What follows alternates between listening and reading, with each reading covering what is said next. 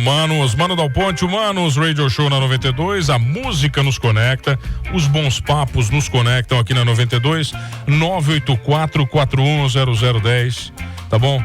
Manda o WhatsApp pro Maninho pra bater papo com o Humanos Radio Show. Tava falando do meu convidado, agora o Humanos é mais tranquilo, ele tava ouvindo o Turbo. O Turbo é um pouquinho mais estralado, né? Eu tenho o prazer de receber um cara que ele é muito novo, cara. Eu confesso, é um cara novo. Obrigado. Não, de verdade. Quando você pensa CEO de empresa, Leandro, você pensa um senhor mais velho. Eu comecei cedo. Você começou muito cedo. Leandro Buciani, CEO do Grupo Jorge Zanata. Leandro, prazeraço te receber, meu cara. Obrigado pelo convite. É um prazer estar aqui. Bom demais, vem cá. Ô, Leandro, resumo da história, acho que muita gente em Criciúma não te conhece. Acaba sabendo que você tá lá. Criciúma é uma cidade que todos se conhecem. Eu acho que você veio pra cá e você entendeu um pouquinho do que era Criciúma. Quando é que você vem pra cá? Você vem pra cá pra ajudar na reestruturação do grupo e acabou ficando, foi isso? Você fala de Criciúma, né? Tá. Que eu venho de São Paulo, 15 milhões de habitantes. No prédio a gente não conhece todo mundo. Aqui em 2 ligações você chega em qualquer um na cidade, né? É mais ou menos assim. É mais ou menos assim, cara. Então, a minha trajetória... Eu trabalhava primeiro, né, vamos voltar um pouquinho ali, uns 15 anos atrás, 20 anos atrás, eu acabei caindo num grupo empresarial em São Paulo, em que a trajetória dele era comprar empresas em crise e reestruturar. Para vender? Como oportunidade. Tá. Então, aquelas empresas que estão com prejuízo grande, esse grupo ia lá, comprava por R$1, assumia a dívida, e eu acabei caindo nesse grupo e transitei em alguns negócios dentro desse grupo por quase 10 anos. Você é formado aqui em ADM? Em administração. Me formei em administração, depois fiz um MBA em gestão empresarial. É um negócio que eu sempre gostei, não sei porquê, acho que tem uma origem talvez familiar, meu pai também já passou por reestruturações, já teve lá suas dificuldades, e eu meio que fui absorvendo isso. Caí nesse grupo, criei, meio que sem escolher, uma experiência em empresas em crise, empresas em dificuldade, até que num determinado momento eu resolvi mudar um pouquinho aí o rumo da minha carreira e fui trabalhar numa consultoria com foco em reestruturação, uma consultoria em São Paulo, onde o foco dela era só empresas em crise. Qual o nome da? Corporate Consulting. Corporate. Isso, a Corporate. Fui trabalhar lá com o Paiva, né, que é o dono da consultoria. Estava na consultoria já há quase 5 anos, em diversos projetos. A gente viaja muito, né? Fui para o Paraná, para o interior de São Paulo.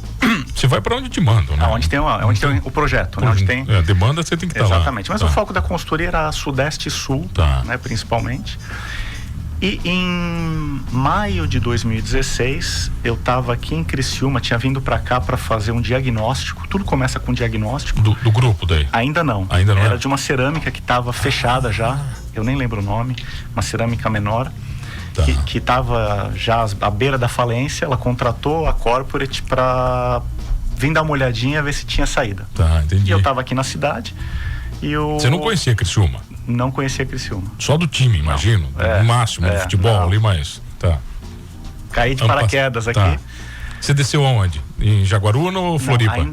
Acho que ainda era Forquilinha. Ainda Forquilinha. Era Forquilinha. Você desceu no Azul, no bimotor da Azul ali. Provavelmente. Beleza. E aí eu tava na cidade e o pai falou, olha, tem uma outra empresa aí que a gente tá conversando, vai lá dar uma conversada. E aí era o grupo Jorge Zanata. E aí eu me encontrei com o pessoal ali para bater um papo, para entender. Eles estavam atravessando um momento difícil, né, em 2016. E a partir daí o grupo contratou a consultoria para fazer um diagnóstico. E aí eu vim para cá para fazer esse diagnóstico. Então, num primeiro momento era só um diagnóstico. Ou seja, quer dizer, distante, né? Distante. Eu vim para cá, era 20 dias, tinha que ser rápido, né? A empresa, quando está em dificuldades, tudo é muito rápido. Mas, cortando a história, 20 dias para fazer o diagnóstico de um negócio que tem quase 50 anos e, sei lá, vinha vindo mal há 10, é muita loucura, velho. Pois é. Eu acho muita responsabilidade e muita loucura também. Eu não vim sozinho, né? Sim. A gente veio uma equipe de 3, 4 pessoas, então foi assim um mutirão de levantamento de informações. Claro que em 20 dias você não acerta no alvo certinho, mas 80%, 85% do cenário dá para captar. Mas tem que ser rápido, porque a empresa tá precisando de ajuda, né? E não dá para demorar muito. Sim, geralmente devendo, não paga funcionário, não pode mais comprar, né? Bom, aí tem um conjunto da obra ali, né? crise aguda. Geralmente o perfil da consultoria era crise aguda, assim, de salários em atraso, luz sendo cortada, sem matéria-prima. Aquela loucura. Loucura. E aí eu vim para fazer o diagnóstico, coordenar o trabalho dessa equipe. Apresentamos em 20, 30 dias. Aí isso já era junho ou julho de 2016. E aí o grupo contratou a consultoria para liderar a reestruturação, para fazer o trabalho de reestruturação. E aí eu me candidatei. Falei, não, quero ir só para começar esse trabalho. Na época também, acho que o grupo lá da consultoria, enfim, eu era, acho que a pessoa que estava disponível, que tinha feito o diagnóstico, que já tinha um entendimento do negócio. Falei, eu vou. O universo meio conspirou para tudo. E aí nós juntamos uma equipe de mais 3 pessoas, viemos em 4 pessoas da consultoria, para começar a promover junto com a equipe local, claro que a gente não faz o trabalho sozinho, um trabalho de reestruturação. E o que era para ser, resumidamente, um trabalho temporário, eu estou aqui há 8 anos e meio. Mas essa reestruturação, quando você fala, é uma recuperação judicial? Não necessariamente, mano. A reestruturação, quando a gente fala de reestruturação, a gente fala da operação. Então, tornar a operação novamente rentável, tornar a empresa saudável. É a reestruturação. A recuperação judicial, ela é uma ferramenta jurídica que pode ou não ser usada numa reestruturação. Então a reestruturação é mais ampla. Ela é a operação. Vamos fazer a operação, voltar a ser rentável, a empresa voltar a dar lucro, a empresa ser viável. Isso é uma reestruturação. E aí tem uma ferramenta jurídica, que é um arcabouço de proteções e de, enfim, que é a recuperação judicial. Então, no caso do grupo, ele acabou entrando em recuperação judicial. Eram 4 empresas na época, né? Operacionais, tinha a Embralite. A Canguru, mais antiga, Embralite. Aí tinha a Descartáveis. E os copos, né? E uma área de agropecuária. Então eram 4 negócios operacionais. Eu não lembro disso aí. Era um negócio mais assim, da família, do os descartáveis a gente acaba lembrando muito, né? Imagina. A gente que vive aqui, a gente conhece tudo, né, cara? É porque quem vive aqui, Leandro, eu falei pra você, sempre tem alguém que trabalhou. Não tem jeito. Toda família vai ter, cara. Alguém que trabalhou para, junto. 54 anos, né? Não tem, cara. Todo mundo, as histórias sempre se confundem aqui. Eu falo pra você vem pra uma empresa familiar, a história que você viveu no grupo, cara, a gente conhece 30, 40, 50 histórias similares e parecidas aqui na região, né? De grandes empresários gigantescos criaram impérios e se viram em dificuldades. E aí tem a transição geracional, você tem um monte de coisa envolvida aí, né, cara? O que eu acho que é interessante, às vezes, quando a gente vem de fora, né? E é normal, acho que de uma trajetória longeva de uma empresa, em algum momento enfrentar alguma dificuldade. E não é demérito. Muitas vezes no Brasil, a gente acha, o cara se sente envergonhado, ou sente envergonhado, tô passando em dificuldade. Mas uma empresa com 50 anos, num país como o Brasil, com estabilidade econômica, instabilidade política, quem é que não enfrenta dificuldades? Faz parte do mundo empresarial. Olhando 50 anos, um empresário viu pelo menos 8 crises no Brasil. Quantas moedas, inflação. Cara, tu tá maluco, velho. Né? E acho que a cabeça do americano, por exemplo, não é tanto assim. O cara deu errado, vou começar de novo, vou fazer de novo até dar certo. Faz parte. Quem é que nunca pegou um resfriado? Quem é que nunca ficou doente? Eu tô com menos, né? Não tô com 54, mas... Mas a gente fica doente. Quando você chega para essa reestruturação, né, cara? Você chega teoricamente com muitos poderes, né? E são poderes, muitas vezes, que você tem que cortar coisas na raiz. E que vão gerar dor. Sim. E essa dor, às vezes, é pessoal, não é nem profissional. Como é que vocês lidam com tudo isso? Porque você tem que ser frio, cara. Você tem que ser muito racional. Eu comparo a profissão do reestruturador como um médico oncologista. Não é um clínico geral, é um oncologista. Então é mais ou menos um oncologista empresarial. Você chega ali, a empresa é um organismo vivo. E ela está doente. E não é uma aspirina que vai curar. Então, às vezes você tem que tirar um órgão, você tem que amputar um braço, você tem que amputar uma perna. É difícil, mas é olhando para a sobrevivência do organismo. Então, ou você faz aquilo, ou corre-se o risco daquele organismo não sobreviver. Então, acho que esse é um pouco o olhar do reestruturador. São decisões difíceis, de cortar custo, de demitir pessoas, de reestruturar, mas a gente olha a visão mais ampla. Não fosse isso, talvez aquele organismo não sobreviva. Né? Então, olhando para o grupo, quando a gente chegou aqui, houveram cortes, houveram demissões, O grupo reduziu seu quadro geral entre Canguru e Embralite para 600 pessoas na época. Hoje nós temos 1.000. Então, assim, ele está vivo, ele se restabeleceu, ele está gerando valor para a economia, ele está pagando tributos, ele está gerando empregos, mas se a gente não tivesse feito aquilo lá atrás, nada disso teria acontecido. Ô Leandro, em quanto tempo para você começar a colher os frutos dessa reestruturação aqui no Grupo Jorge Zanata? Primeiro, segundo ano já começou a ficar legal? Ou você não tem 2 anos para fazer o negócio funcionar? Você tem, para ele continuar vivo no outro dia. No outro dia. Você tem, porque o que a gente fala assim, o que quebra uma empresa não é resultado negativo, não é prejuízo, é falta de dinheiro no caixa. Então assim, a primeira coisa é caixa. Então tem uma expressão, né, no mundo da reestruturação que cash is king. Então é caixa, tem que ter dinheiro no caixa, tem que gerar caixa, tem que parar de drenar recursos da companhia. Né? Então num primeiro momento é isso, parar de drenar caixa, porque você muitas vezes não tem de onde tirar esse recurso. Aí o trabalho operacional, aí sim é um trabalho de meses, é um trabalho de anos, mas eu diria que foram 3 grandes momentos. Foram mais ou menos 2 anos para fazer o básico e para começar, para tornar a operação novamente rentável, para colocá-la de pé. E foram mais 2 ou 3 para resgatar a credibilidade no mercado, que é muito difícil. Né? E aí, agora nós estamos numa fase de olhar o futuro, de crescer, de investir, de inovação. Então são ciclos. E para você, qual foi o momento mais difícil, pessoalmente, sabe? Assim, não profissionalmente, mas pessoalmente. Foi trazer a família para cá? Como é que foi isso tudo para você? Olha, eu diria que o momento mais difícil, acho que é o início, né? Que o início que a coisa está pegando fogo, que você tem que tomar as decisões mais difíceis. Às vezes ser odiado, imagino. Muitas vezes. Com certeza, né? Com certeza. A tua cabeça deve estar num alvo muitas vezes. Eu até acho que agora não, porque, enfim, acho que a gente fez muitas coisas boas e o grupo tá aí. Tá trabalhando, tá operando, enfim. Mas das três empresas, no agro não vamos nem falar, né? Imagino que a Descartáveis era os copos, né? A Descartáveis, quando a gente veio fazer o diagnóstico, ela já estava inoperante, ela já tinha uma crise mais aguda, drenava recursos das outras e ela não voltou a operar. Então o diagnóstico mostrou que tornar ela operacionalmente viável ia demandar muito esforço e muito recurso. Então uma das decisões foi encerrar as atividades da Zanata naquele momento. E ali se foram 200 ou 300 empregos. E essa foi uma decisão que não foi fácil. Foi difícil. E aí se envolve também tradição, família, carinho. Mas para nós que estamos vindo de fora, é mais frio. Eu nunca tinha estado em Criciúma, não conhecia as pessoas, não conhecia a família. Agora, pra família é muito difícil. Imagina, cara. A história toda, carregava o próprio nome da família, Descartáveis Zanata. Sem dúvida é um momento difícil. E quantos amigos, né, Leandro? Quantos amigos passaram ali, relacionamentos, né?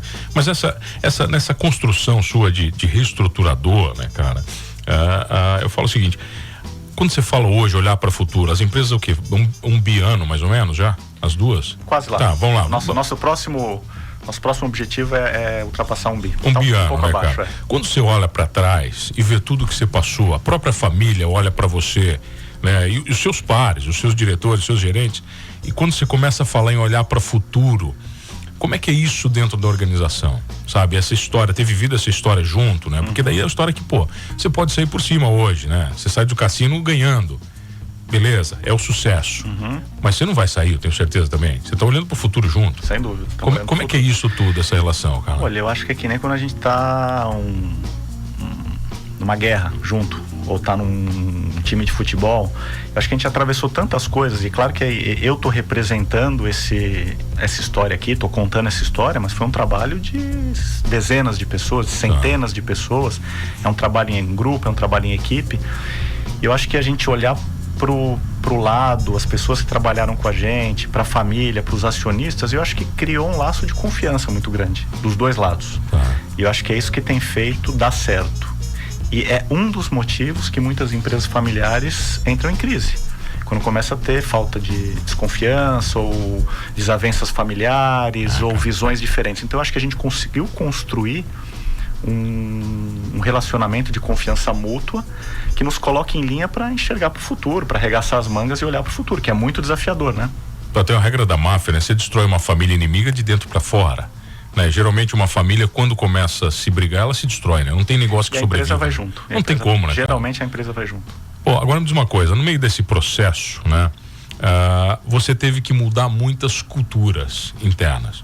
E culturas de profissionais que estavam lá 10, 20, 30 anos fazendo aquilo, mas eu faço isso deste jeito há tanto tempo e sempre. Eu tenho certeza que essa expressão você escuta todo dia. Nós fizemos isso e não deu certo. Já fizemos e deu certo. Não adianta você vir pra cá. Como é que você tem que lidar com isso? Que você tem que ter. Porque não é só compra-se, né? Você não tá. Quando a gente fala de hierarquia, é muito bonito falar isso. Uma ordem, ela tem que ser cumprida, mas não é só assim. Não funciona só assim a liderança. Eu acho que a gente. Liderar não é isso, né? Não é ordenar. Né? Acho que liderar você tem que inspirar. Você tem que fazer com que as pessoas enxerguem e se inspirem com o que você está enxergando, que elas ajudem você a construir o caminho junto. Não é mandar e obedecer, as coisas não dão certo. Num grupo de 1000 pessoas, você tem pessoas que talvez não concordem, que queiram sabotar, que não vão fazer. Então eu acho que um grande desafio é engajar as pessoas e conseguir construir uma visão conjunta e que todo mundo acredite naquilo e arregace as mangas e trabalhe junto. Acho que esse é um grande desafio. Agora, os obstáculos tem. E aí tem pessoas que no meio do caminho saem do barco, são saídas, não dá certo, tem outras que se juntam e a partir dessa mistura a gente vai moldando uma nova cultura voltada para resultado, voltada para a longevidade da empresa. Mas a verdade é que muitos dos líderes que estavam lá atrás continuam com a gente. Alguns saíram, alguns entraram, mas muitos ainda são os mesmos. E estão junto aí trabalhando. Ou seja, quer dizer, tem alguma coisa que está muito certa, né? Sem dúvida. Algumas correções apenas de rumo. Diz que um avião não cai por um fator só, né? Geralmente é uma conjunção de fatores. Então uma empresa também não entra em crise por um fator só. E ela não chega a 40, 45 anos porque ela fez tudo errado. Então tem muita coisa ali que é boa, tem muita coisa ali que deu certo. A questão é identificar o que deu certo, o que é o core que vai fazer a gente continuar e o que está dando errado. E separar o joio do trigo, né? Agora, quem controla o passado controla o futuro? Essa frase é verdadeira também para as organizações ou não? Não, acho que não. Não funciona? Acho que o que nos fez chegar até aqui não garante que é o que vai nos levar para o futuro, de maneira nenhuma. Ainda mais no momento que a gente vive, né? Loucura. Agora sim, são negócios bem diferentes, né? Você lida com a Canguru, que é um tipo de negócio, lida com a Embralite. Os dois são B2B. É isso? Os dois são B2B ou... São B2B. No entanto, a Embralite, ela tem a marca que se comunica com o consumidor final, né? Estamos falando de telhas. A Canguru não se comunica? Canguru não. A Canguru vende para os fabricantes que embalam seus produtos com a embalagem Canguru, mas a Canguru não aparece para o consumidor final. Ou seja, por mais que o cara a marca exista, é bonita, é bacana, o consumidor não vê o canguruzinho, né? Falar rapidamente aqui para quem está nos ouvindo, né? Então o grupo hoje tem a Canguru Embalagens, que fabrica embalagens flexíveis. Então nós estamos falando de embalagens de ração, pet food, embalagens de fraldas, lenços umedecidos, granola, alimentos. Então ela vende para as fabricantes que embalam seus produtos, que é um negócio totalmente diferente da Embralite. Embralite é uma empresa que está no mercado de construção civil e a gente fabrica principalmente telhas de fibrocimento, né? Então o nosso mercado é loja de material de construção, redes de material de construção. São do mesmo grupo, mas são negócios totalmente diferentes. Agora, quando você fala da Embralite, a gente conversou um pouco sobre isso. Eu acho muito louco no Brasil o padrão dos materiais de construção. Você vai para Minas Gerais, cara, os caras vendem ovo e queijo dentro do material de construção, tem galinha dentro do material de construção. Você vem aqui pro sul, vai pro Rio Grande do Sul, é completamente diferente. Para Santa Catarina é completamente diferente. Você tem padrões culturais. Eu falo porque eu trabalhei com uma empresa de trailer aqui da região, a gente fabricava telhas semigrês e tal, e a gente tentou vender a telha semigrês em Minas Gerais. E os caras diziam, não, aqui é telha de barro, não adianta você vir com esse negócio bonito e brilhante e tal, porque aqui nós gosta disso. E você tem que quebrar muitas barreiras, né, culturalmente no Brasil para vender o mesmo produto. Sem dúvida. O Brasil tem muitos países aqui dentro, né? O próprio São Paulo, onde você vem, é um mundo completamente, quer dizer, dentro de São Paulo você tem todas essas culturas, né, dentro da mesma. O que esse livro está fazendo aí? Eu sei que você é escritor também, você está metido nisso aí também, pô. Esse livro é um presente que eu trouxe para você. O livro inteiro. Obviamente que você não vai ler, porque é chato pra caramba. É de reestruturação esse aí? Do que é? Chama Turnaround Bootcamp. É um livro sobre reestruturação. Esse livro surgiu, teve uma... Turnaround é a expressão, né, que vocês usam, né? É uma expressão para reestruturação. Fazer o turnaround, fazer a reestruturação.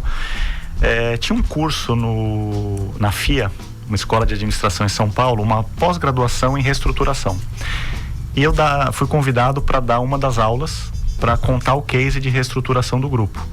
E aí essa pós-graduação, esse curso virou um livro. Então, o grupo Jorge Zanata. Isso, o grupo Jorge Zanata. Então eu, por 2 ou 3 anos, fiz parte ali do grupo de professores que deu as aulas.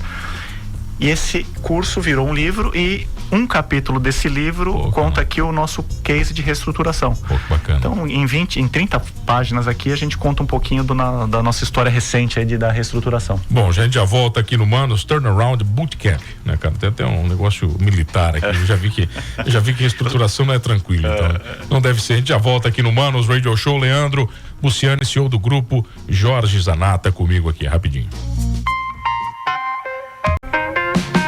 Voltamos, Humanos Radio Show na 92, a música nos conecta, hoje os bons negócios nos conectam aqui na 92, a reestruturação de empresas nos conectam. Leandro Bussiani aqui comigo, CEO do grupo Jorge Zanata. Tá aí um sobrenome que eu não tinha ouvido ainda até você tá aqui, cara. Ah, é? Não é um nome comum pra nós. Não é. A gente conhece os nossos sobrenomes aqui, né? Tô iniciando o Bussiani na região. Bussiani, cara. Você tá falando pra mim que os seus filhos já são criciumenses? Já são. Nasceram aqui? Eu vim pra cá mais ou menos quase 1 ano e meio, 2 anos depois a minha esposa mudou pra cá, aí nós... Mas você, como é que ficou? Ficou nessa ficava o quê? Uma semana ia pra São Paulo? Um mês ia pra São Paulo? Não, eu fiquei 1 ano e meio, vindo na segunda, voltando na sexta. Você voltava toda semana? Era avião toda semana. Chegava na segunda, voltava na sexta. Chegava na segunda, voltava na sexta. Eu já estava assim há 4, 5 anos na consultoria. Aí a mulher falou, olha, você decide. Ou você vem para São Paulo, ou eu vou para onde você estiver. Tá. E aí ela veio para cá. E como é que ela chegou em Criciúma? Ela aceitou a cidade? Olha, foi uma adaptação, principalmente, não só... A cidade tem uma qualidade de vida muito boa, né? Nós estamos perto da serra, perto do mar, natureza, segurança. Então, acho que em relação a São Paulo, a questão de não ter trânsito. Porque o que fala que é trânsito aqui não é trânsito. Não existe, né, cara? E segurança é muito bom. No entanto, você não tem a estrutura que uma capital tem, sei lá, de entretenimento, de restaurantes, de shopping. É uma questão de adaptação. Mas vocês iam muito shopping, restaurante? Como é que era? Acho que até restaurante sim. Só fim de semana, almoçar, jantar. E a questão dos amigos, né? Você realmente refazer uma rede de amizades, para ela foi mais difícil do que para mim, porque eu tava ali no dia a dia do trabalho, já as pessoas me relacionando, horário comercial, aí à noite às vezes tinha alguma coisinha. Então, para ela foi mais difícil esse primeiro passo de começar a se conectar, né, com as pessoas na cidade. E ela entendeu Criciúma? Olha, acho que a essência. Nós estamos sempre entendendo. Entendendo Criciúma, vai. Estamos até agora entendendo. Criciúma é particular, cara. É muito particular isso aqui. Estamos entendendo ainda. Tá, me diz uma coisa. Você falou de amizade dela, né, cara? Você é CEO. E todo CEO que eu entrevisto vive a solidão do poder. Né? Você não tem pra que reclamar. Você não reclama pra baixo. E você não tem gente pra cima pra reclamar também. Como é que funciona isso na cabeça de um CEO, cara? Olha, aí eu vou pedalar, jogar tênis, bater numa bolinha. Porque, no máximo você vai ter que conversar com outros CEOs, né? Quer dizer... acho que isso acaba acontecendo, né? A gente acaba também buscando um networking, um relacionamento de pessoas, às vezes em outros negócios, para poder trocar informações, né? Geralmente, quando você fala da estruturação ali, os problemas das empresas são muito parecidos. No geral, ou não, cara, assim... Eu acho que a origem talvez seja diferente, mas a grosso modo talvez tenha alguma similaridade, né? Por mais que o negócio seja diferente... Alguma. Mas cada negócio tem a sua peculiaridade. Tá, você tá falando dos negócios também, Canguru e Embralite, qual o tamanho das empresas hoje e o quão saudável elas são? Olha, as empresas hoje, vamos falar em grandes números, né? Estamos chegando aí a quase, nosso objetivo é chegar em 1 bi de faturamento, um pouco abaixo. As operações estão concentradas em Criciúma, na cidade de Criciúma.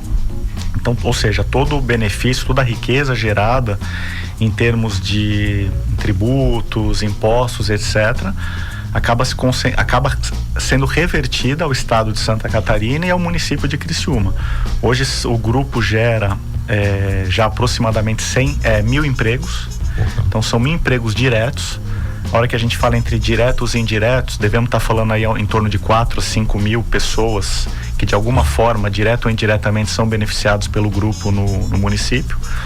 Segundo informações da prefeitura de 2 anos atrás, se eu não me engano, o grupo estava entre os 3 maiores contribuintes do município. Bom, legal. Né? Tá. Então acho que tudo isso é riqueza e benefício gerado na comunidade, com a operação, com o funcionamento das empresas. Né? Na verdade, essa é a forma de uma grande empresa devolver, né? Devolve em tributo, devolve em... Eu sempre falei isso, eu acho que as empresas têm o seu papel social. Elas têm um papel social importante, seja na geração de emprego, seja no pagamento de tributos, seja na atuação social no seu entorno, de beneficiar o seu bairro, de beneficiar o município. Eu acho que elas têm sim essa responsabilidade. Vou dizer uma coisa, nesse processo, no processo de reestruturação, reconstrução de uma empresa, você como administrador, por mais frio e calculista, isso não é pejorativo, né? É característica, né, do processo. Você carrega com você alguns preconceitos. E todos temos preconceitos. Todos temos, né, cara? Isso determina a nossa personalidade, vem do nosso berço, das nossas vivências. Como é que você faz para que estes preconceitos não interfiram o teu trabalho? Porque eu tenho certeza que mesmo durante o processo, às vezes você enxerga alguma coisa que outros não estão enxergando, ou vislumbra, né, onde você quer chegar de maneiras diferentes. E às vezes você quer colocar mais energia em processos pessoais. Como é que você tem que fazer para que seja sempre profissional o negócio? Que pergunta complicada. Mas não é, cara. Eu falo porque todo mundo traz isso, cara. A gente traz, né? Às vezes você olha para uma coisa e diz, pô, queria que aqui desse certo, não é? Olha, primeiro que eu acho que é inevitável a nossa formação emocional, psicológica, isso é dito não por mim, mas a gente tem um livro que eu li há um tempo atrás do Daniel Kahneman, que chama Rápido e Devagar, que é um psicólogo, que ele fez alguns estudos, e ele mostra que todos temos vieses e as nossas decisões são tomadas com base no nosso viés. Então, de alguma forma, por mais que a gente queira ser frio, racional e tomar decisões sem viés, não tem como, né? Porque de alguma forma a nossa decisão passa por tudo que a gente construiu na vida, por quem nós somos, e a gente toma aquela decisão de alguma maneira através de um viés. Então, acho que sempre há de alguma forma um feito antes, um preconceito estabelecido. Agora, o que a gente tem que buscar, acho que talvez se basear em números, se basear em resultados, fazer as perguntas certas, conversar com as pessoas, ouvir, entender. E eu acho que é isso. Agora, falar que a gente consegue tomar uma decisão e decidir sem nenhum viés e sem nenhum preconceito, eu acho que isso não existe. Você é um cara tranquilo, no geral, assim, ou às vezes tem que dar um soco na mesa, cara? Não, como é que você entende isso? A minha personalidade é mais tranquila. Eu acho que talvez por isso eu tenha me dado bem na reestruturação, porque quando você chega com o navio pegando fogo, e eu já passei por isso, quiser saber, depois você estava num navio que pegou fogo. Você estava nele? E na hora que estava o caos eu consegui dormir, né? Eu consegui me acalmar. Então é da minha personalidade. Agora, às vezes você tem que bater na mesa, às vezes você tem que ser mais enérgico para que as coisas aconteçam, né? Às vezes tem que dizer, vai ser e deu, né? Tem coisa que não... Mas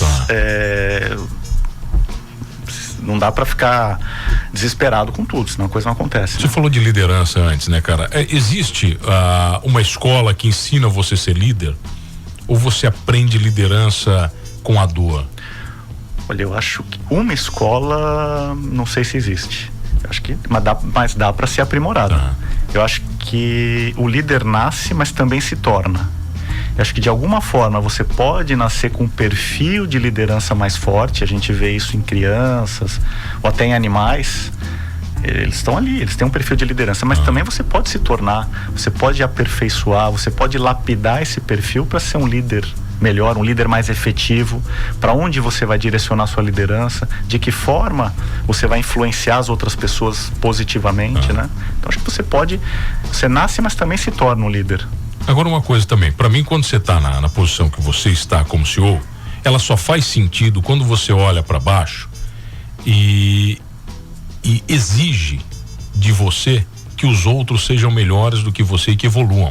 Porque você precisa que todos numa organização evoluam, todos se tornem melhores, né? Melhores profissionais, melhores pessoas. Para mim, cara, essa é uma grande característica que você, como CEO, tem que carregar. Né? Você tem que fazer com que os outros se desenvolvam todos os dias e melhorem. E se despida a insegurança de contratar e treinar as pessoas para que sejam melhores que você. Né? Porque pode gerar uma insegurança, mas eu acho que você está certo. Mas eu acho que esse é um caminho, né, cara? É um desafio. Você tem uma equipe que naquilo que cada um faz, eles sejam melhores que você. Até porque se você não vai ser melhor em tudo dentro de uma empresa, impossível. De maneira nenhuma. Acho que nem se exige que o CEO seja, né? As nossas empresas só chegaram onde elas estão porque tem pessoas muito melhores que eu fazendo o que elas fazem. Melhores que o dono, né? Eu li um livro do Trump, cara, ele, o japonês lá, como é o nome daquele livro? Nós queremos que você fique rico. Do Pai Rico, Pai Pobre. É, isso. E o começo do livro ele fala, cara, assim, ó, você só vai ser rico se você contratar alguém que faz melhor do que você, o que você faz, você pagar pra ele fazer. Primeira frase, cara, do livro do Trump. E eu vi isso no livro do Jobs também. De outra forma, né? Eles falam a mesma coisa. E fazer com que essas pessoas, acho que também tenham um propósito, e dividir com elas também esses louros e os frutos dessa colheita, né? Acho que é justo. Tá, quando você fala de propósito, é muito bonito, é uma palavra linda, que eu acho que ela acompanha as organizações. Tá em moda. O pessoal da RH adora falar de propósito, mas como é que você comunica realmente um propósito de uma organização, cara? Não é no e-mail corporativo que você vai transmitir propósito. Eu acho que são nas ações do dia a dia, na cultura, né, que cria-se na organização. Não é através de endomarketing, de um folder bonito. Você tem que viver aquilo nas ações. Mandamos um memorando, olha só, agora as propostas, isso não existe, não acontece, cara? Não botar cartaz na parede. Nas ações do dia a dia, você fala, né, de criar objetivos comuns, de construir um ambiente de trabalho que reflita aquilo que a gente está se propondo. É um desafio muito grande. Agora, das empresas todas que você trabalhou, né? Quais foram as outras, cara? Você pode citar os outros cases? São empresas de São Paulo. Acho que elas nem existem aqui. Eu passei na época por uma empresa de carpetes e tapetes, que hoje não existe mais, Tabacou. Ela foi a maior empresa de carpetes da América Latina. Tabacou, não lembro disso. Aí entraram os pisos cerâmicos e acabou com o mercado de carpete. Cara, ela entrou em crise, né? Passei por ela. Aqui, né? Porque os Estados Unidos adoram carpete. Ainda adoram. Amam carpete. Né? Lá em São Paulo a gente fala carpete ainda. Né? Carpete. Não, e lá nos Estados Unidos é um negócio grosso, é diferente, né? Então passei por isso. Esse grupo empresarial que eu trabalhei era mais voltado para o segmento metal mecânico. Então tinha empresas de metalúrgicas, empresas de autopeças e tudo mais. Diversos segmentos. Já passei por empresas de suplementos alimentares. Pô, cara, suplemento é outra característica, cheio de legislação também. Cheio de logística. Então criei uma experiência ampla em diversos. Agora, na Embralite você pegou o abandono do amianto ou não? Você estava nesse processo ou não? Quando você chegou, isso já não... Tinha acabado de acontecer. Essa transição. O último produto fabricado com amianto na Embralite foi no final de 2015. A partir de janeiro de 2016 já não existia mais amianto na empresa. Ela foi uma das pioneiras no Brasil, aliás. Foi a primeira do Brasil, acho, não foi? Foi a primeira de capital nacional. Tá. Né? Já tinha uma outra empresa de um grupo francês, né? A Embralite foi a primeira que bancou essa decisão e foi um dos motivos que também acelerou um pouquinho mais a crise, porque uma transição tecnológica é sempre complicada. O custo é mais alto, o processo fica instável. Então isso aconteceu em janeiro de 16. Eu cheguei em maio, junho. Então, isso fez com que a empresa perdesse competitividade perante o mercado? Fez. Imagina, cara. As outras tinham um processo definido. Exato. Você estava fabricando. Processo estável e com custos mais baixos. Mas quando é que o amianto foi proibido efetivamente, né, no Brasil? 2008? Não, 2000...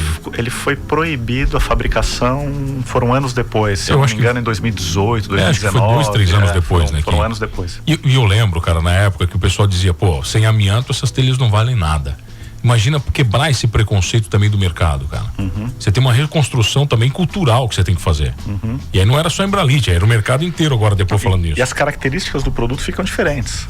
Completamente diferente. A flexibilidade do produto, a permeabilidade do produto, muda as características do produto. Você já limpou uma caixa d'água? Não. Eu já limpei uma caixa d'água com amianto. De amianto? De amianto. Mas entendeu? O amianto não vai sair, pode ficar tranquilo. Uma vez que ele tá lá, não acontece nada. Não, mas já limpei, entendeu? Porque antigamente tinha muito isso, sabe? Você limpar. Aquele limo. Imagina, a gente limpava as caixas d'água, né, cara? Eu lembro de eu limpando com meu pai, cara, a caixa d'água. Eu cheguei aqui, já era caixa d'água plástica. Tá, já era outro mundo, né, cara? Já era um outro mundo. Quando você olha para produto, você vai olhar para frente, beleza? Você vê uma fábrica. Quando você vê uma fábrica, cara, você vê um gigante. E esse gigante custa alguns milhões, dezenas, centenas de milhões. Aí você fala, beleza, agora a gente vai inventar coisa nova, eu quero criar novo produto. É muito bonito você pensar isso na sua cabeça. Você está numa reunião, pessoal, agora a gente vai ir para novos mercados. Só que esses novos mercados vão denotar investimento, planejamento, reestruturação. Como é que funciona isso dentro das duas empresas, da Canguru e da Embralit, né? A inovação, como é que vocês trabalham inovação? Então isso faz parte um pouco também da mudança cultural, você me perguntou, né? Um pouco antes, assim, de imprimir uma nova cultura, de quebrar paradigmas. Acho que a inovação tem que fazer parte da cultura da empresa, e é isso que a gente vem tentando e trabalhando para que aconteça. Não adianta achar que uma pessoa, um cientista, um gênio que você vai contratar vai fazer acontecer. Um camisa 10, né? Um sozinho não vai acontecer, se o time todo for ruim, se o time todo não tiver com espírito de inovação. Então a gente vem trabalhando há alguns anos, e aí são várias iniciativas, como por exemplo, reforçar a área de P&D, dar ferramentas como um laboratório mais bem equipado, verba para que o P&D trabalhe. A gente tem feito parcerias com universidades. Então a Embralit, por exemplo, tem uma parceria de muitos anos com a USP em São Paulo, com a Politécnica, para desenvolver e testar novos produtos. A gente tem uma parceria aqui com a SATIC, né? A Embralit faz parte do Co-Business na SATIC, que foi feita nesse sentido de fazer a inovação permear na organização. Então são várias iniciativas porque as ideias surgem, podem surgir de qualquer um. Muitas vezes uma boa ideia surge de alguém que está lá no chão de fábrica, que conhece a operação, que vive o dia a dia. Mas se ele não for estimulado, se ele não for ouvido, a inovação não acontece. Então o nosso desafio está em fazer com que a cultura de inovação aconteça. E aí nós temos projetos, enfim, coisas acontecendo para que qualquer um possa dar ideia, e se a ideia for boa, a organização se volta para isso, né? Agora também o colaborador, ele tem que estar confortável em dar essa ideia, né, Leno? Você tem que criar um ambiente que permita que essa ideia seja exposta. E nem todas são boas, algumas passam num filtro e vão para frente, outras não vão, mas também faz parte da cultura de acerto e erro. Nós não vamos acertar todas, mas se a gente não tentar, se a gente não trouxer a ideia, se a gente não debater, nós não vamos chegar naquela uma ideia que vai nos levar adiante, né? Eu perguntei para você da inovação, porque eu entrevistei alguns diretores, amigos de empresa aqui, e, sei lá, cara, há 10 anos a gente ouve falar da inovação como um grande diferencial, e muitos falaram para mim assim, mano, a gente tentou, e numa época a gente criou um departamento, botou os caras dentro de uma salinha, e esqueceu que aqueles caras existiam, que aqueles caras não faziam parte da empresa de verdade. E a inovação aconteceu? Nunca vai acontecer, né? Porque os caras não vivem a fábrica, né, cara? Não vivem o produto, não vivem o problema. Para ter uma ideia, a transição da tecnologia para sair do amianto para uma outra fibra sintética levou 10 anos. A transição, você fala? Entre começar a iniciativa e conseguir realmente virar a produção inteira, a empresa não usar mais aquela matéria-prima, isso levou 10 anos. É muito tempo. É muito tempo. De testes, de pesquisas, de laboratório, desenvolvimento, 10 anos. Então a inovação, ela leva tempo muitas vezes, né? Ô, Leandro, onde é que entra a China nessa história, cara? Porque a China é um grande concorrente para tudo, né? As telhas, por exemplo, o mercado chinês, ele compete com a gente, não compete? Como é que funciona isso? A China é um grande fornecedor de matéria-prima. Então hoje nós compramos matéria-prima, bastante coisa da China.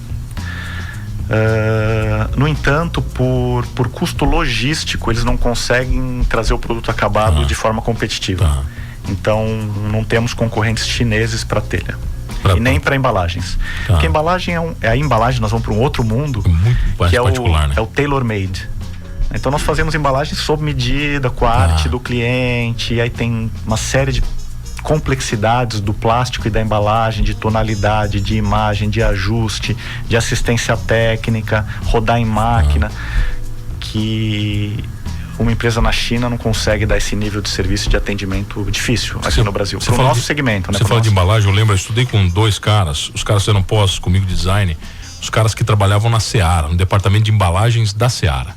Cara, e na época eles falavam pra mim assim, mano, a gente faz embalagem, sei lá, pra Arábia Saudita. É muito louco, cara, porque é tudo diferente, a legislação, aí eles falando, na época a gente conversava muito sobre isso, né, cara, sobre as embalagens pro mundo, e eles diziam que a complexidade do Brasil também é o seguinte, o problema do Brasil é que todo mês eles inventam uma lei nova. O Brasil do nada agora tem que botar isso na embalagem, do nada tem que botar aquilo, e você tem que estar ligado nisso. E a rapidez, né, para fazer isso, você desenvolver um produto na China e enviar por navio, nós estamos falando em quantos meses, né? Entendi. Então essa velocidade também Agora uma coisa, Leandro, muitos amigos também que tem negócio aqui no Sul, eles falam que o nosso desafio logístico é um problema. Né? Atingir o Brasil todo aqui do Sul é um problema. Sim. Eu imagino que para vocês também seja. Sim.